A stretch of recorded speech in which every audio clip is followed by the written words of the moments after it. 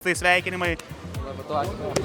Sveiki žaliai balti, esam Žalgirio arenoje ir šiandien patikrinsim, kaip sirgaliai yra pasiruošę įrodyti savo meilę Žalgiriui. O šį iššūkį jums pristato NordVPN, pagrindinis jūsų gynėjas internete. Žalgirio žaidėjai saugo savo krepšį, o ką saugo NordVPN? Saugumą.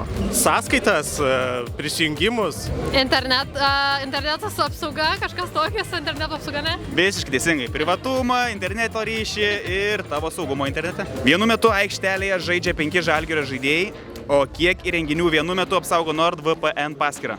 11. Tas vienas bereikalo gal? 10. 5. Dar šiek tiek daugiau?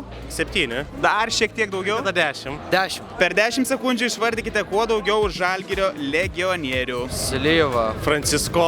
Gosas, Krauna. Vraitas, Per 10 sekundžių išvardykite 3 grėsmės, nuo kurių apsaugo NordVPN. nuo virusų, Nuo sukčių, hakerių.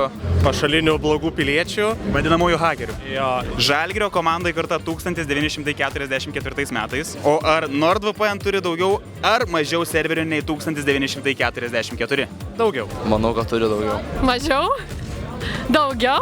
Tikslus skaičius yra daugiau nei 8200 ir mes įteikėme jums Žalgirio kuprinę. Ten rasi ir maikutė, ir džemperė, ir tušinukai.